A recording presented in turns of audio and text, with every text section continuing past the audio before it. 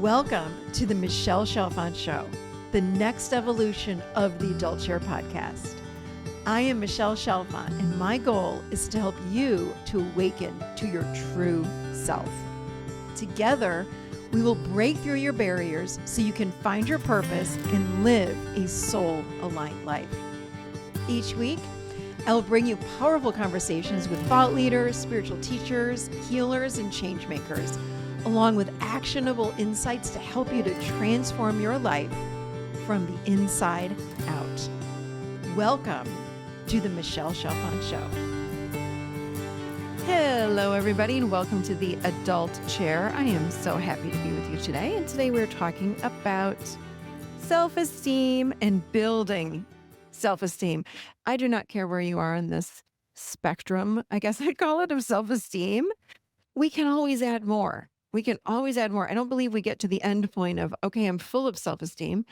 I really believe like there are different areas of our lives where we can work on even becoming stronger in our self-esteem. So that's what I'm going to give you today about, I don't remember, I didn't count, but maybe 4 or 5 little tools or tips on how to exactly build up our self-esteem even more from the lens of the adult chair model.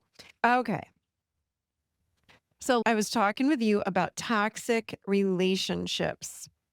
And one of the things I said was that in order to get out of a toxic relationship or an unhealthy relationship, we have to have healthy esteem.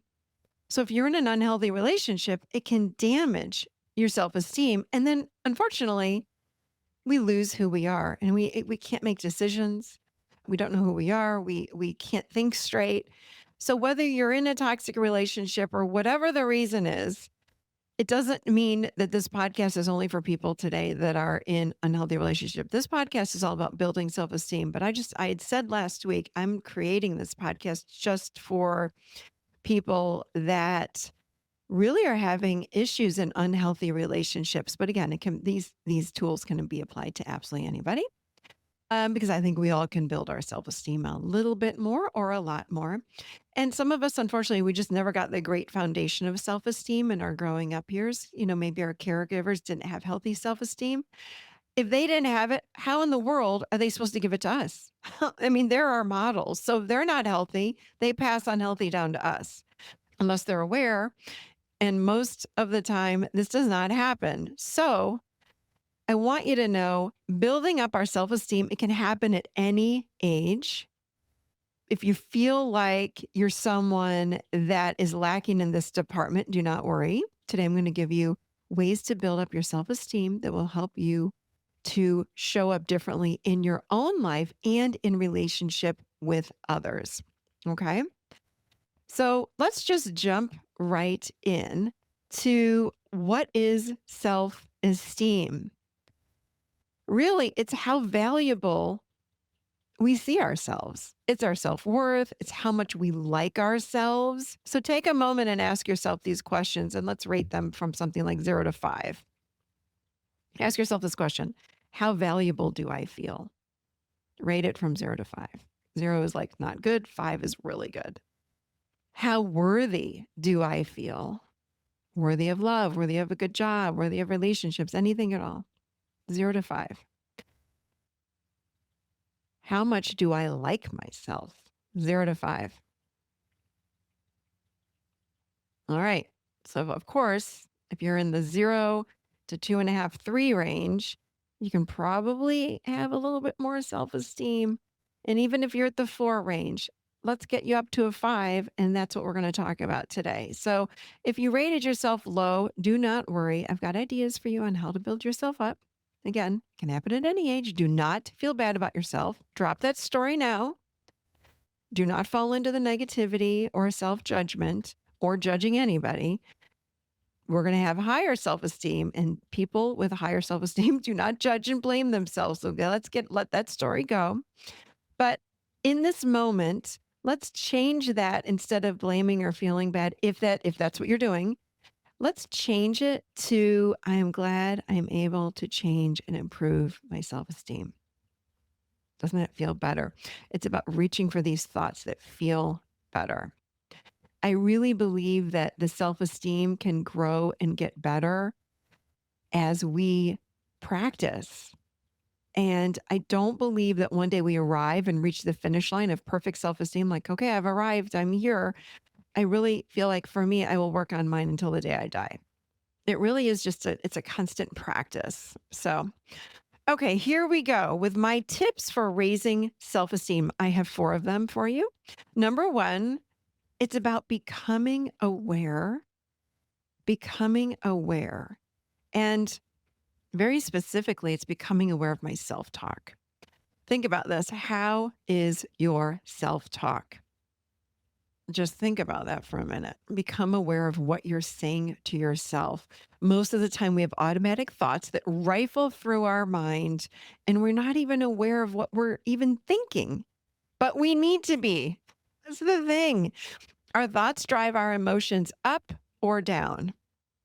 We need to raise our awareness to our thoughts and watch what's coming in and out of our mouth or in and out of our brains. If it's empowering, then keep it. If it makes you feel good, then keep it. If it makes you feel bad, then choose again. So think about here's some thoughts that people might say. I'm such an idiot. I will never get that right. Right? I made the biggest mistake of my life getting a divorce. I'll never get over it. Watch these words like never. That's all from the adolescent chair set. Egoic, very extreme thinking. My life is a disaster. I'll never improve. My job is a dead end and I'll be stuck here forever. My partner is a loser, but I stay because I will never find anyone else. Do those thoughts make you feel good? Our thoughts are so powerful. We have to watch our thoughts. We have to become aware of our thoughts. They're incredibly powerful. They're creating your reality and your life experience. If you don't like how you feel, then change your thoughts. We really need to watch the absolutes. Like I said, I always, I never, you always, etc.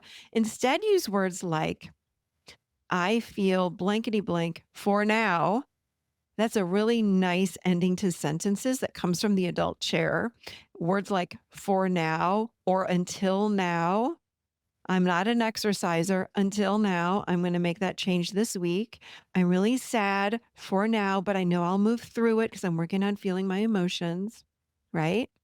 So we want to watch what we're saying. And when we use those absolute words, we need to mindfully change them. So choose empowering thoughts and not disempowering thoughts. Okay. Empowering thoughts adds to self-esteem. Disempowering thoughts knocks us down. Think about building like when you're a little kid, you're building blocks. That's what we're doing. It's like building a house. We're building a really solid foundation. We're building these blocks. You've got to really build this really solid foundation for yourself. And only you can do this for yourself. Okay. So the second thing is we want to do parts work. Okay. And this is something we do in the adult chair model. When we feel stuck and can't seem to shake it, go inside. We typically reach outside of ourselves when we feel stuck. And what we need to do instead is to go inside and get in touch with a part of us that feels stuck. Who's blocking my progress? Get an image, get a voice, get a sense of who's inside of myself. Who's saying these mean things to me? There's a part of you that's saying these things. Here's the secret. These parts are not blocking our progress. They simply want and need our attention. Okay. I did a whole show on how we connect with our parts. It's like, how do we get in touch with these parts that are blocking our progress? So to get unstuck, stop avoiding and go into the stuck place. Dialogue with that part, get to know it, and watch what happens to your stuckness. I promise you, it will free you. I do it all the time. I do it with clients. I do it on the show. It happens all the time. Okay, number 3, change your story. Is your story that you're telling yourself and the whole world, is it empowering or disempowering? Change it. Write a new one. Stories are disempowering and keep us stuck in anxiety and depression. They keep us stuck in emotions. What are you telling yourself over and over and over? Again, how does it make you feel? Does it feel good? Then keep telling it. Does it make you feel bad? Is it driving people away? Are you finding that you keep arguing with people? If your story that you're telling the world and yourself is making you miserable, it's time to change it. You have the power to change your story. Okay. I just brought this up. I did a couple of videos on this. I put them on social media about when my son went away last month, or both of my sons, but my younger son specifically, and I was in this empty nest. Holy moly.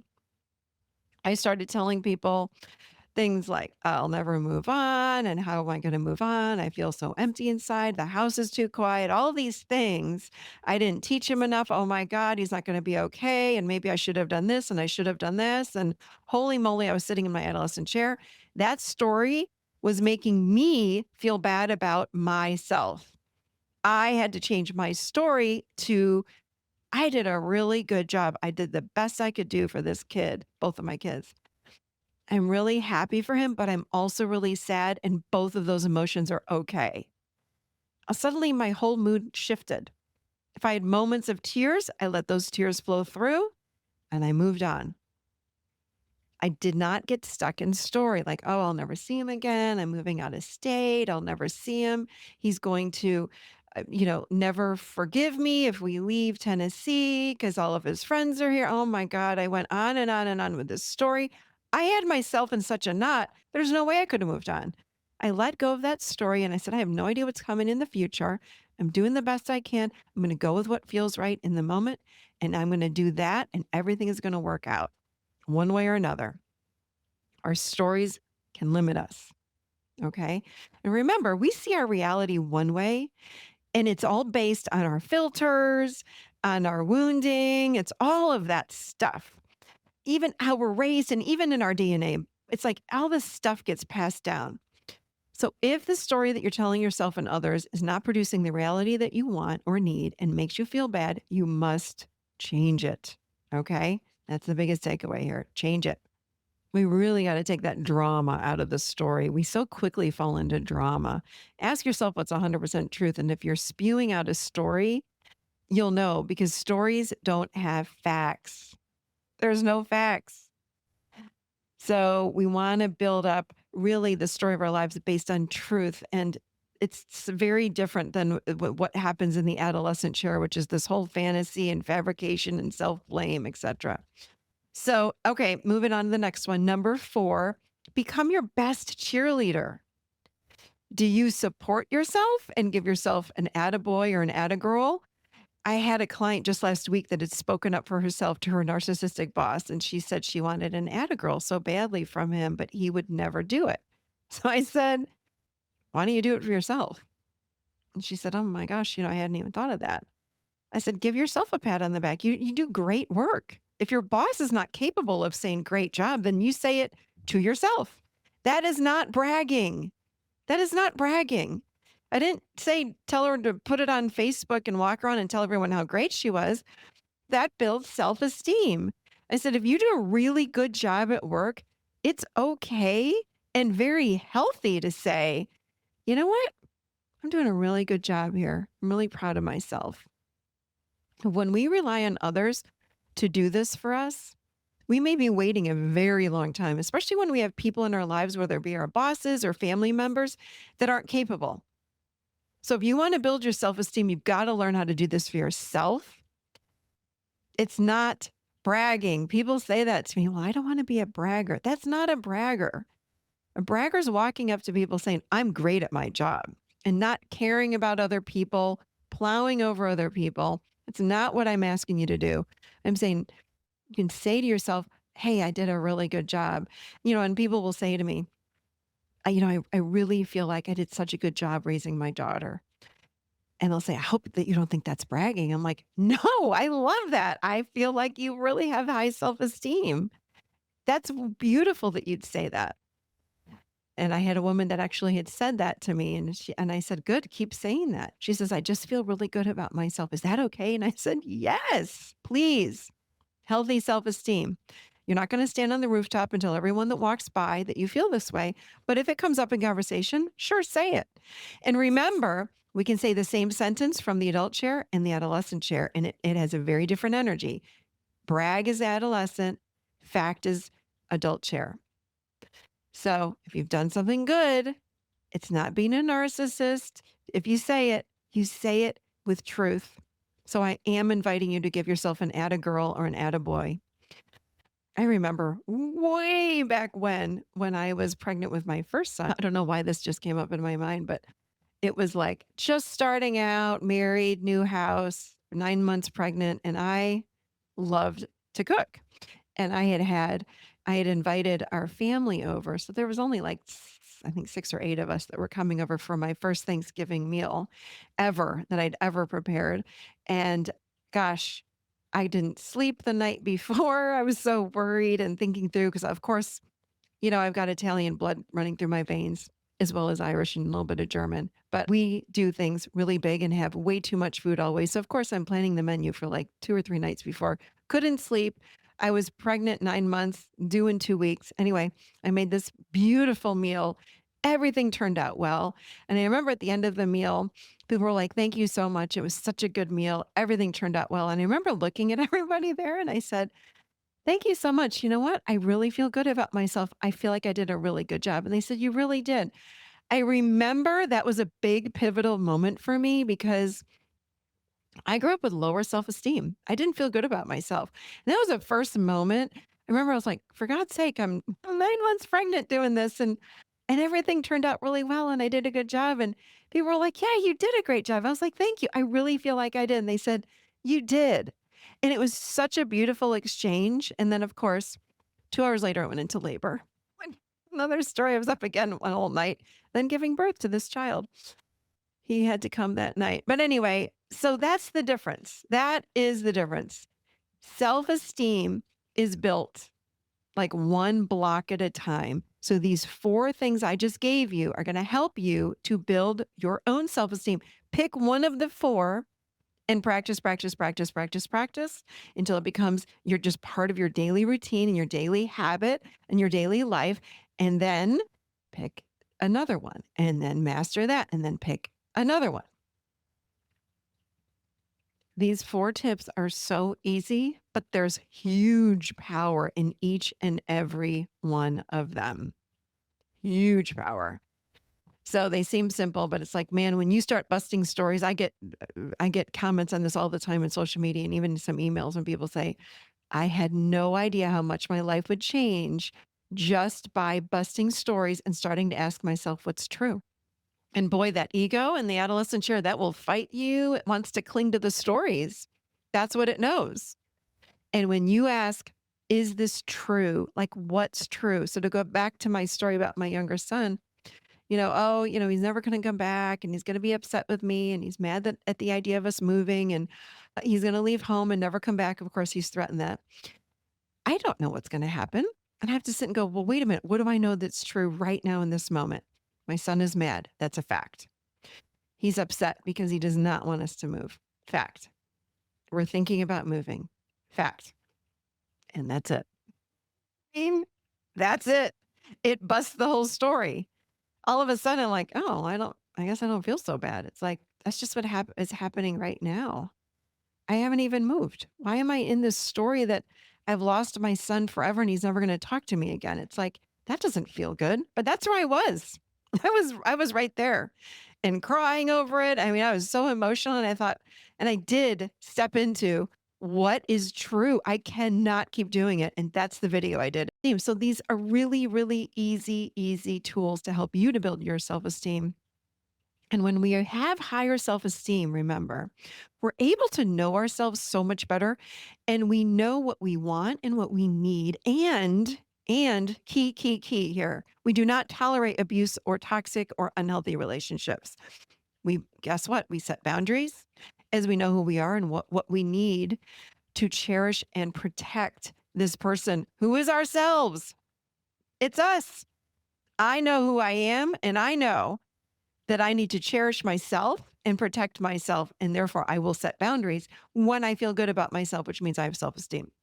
So when we feel good about ourselves, even when we have a bad day, we're able to remind ourselves that it's temporary. That's self-esteem. It's like, yeah, I know what's true. So choose your words wisely, as each word you speak and think could be building or cracking your self-esteem. It's ultimately your choice. Self-esteem does come down to choice. What are you allowing yourself to think and speak? Did you hear me? What are you allowing yourself to think and speak?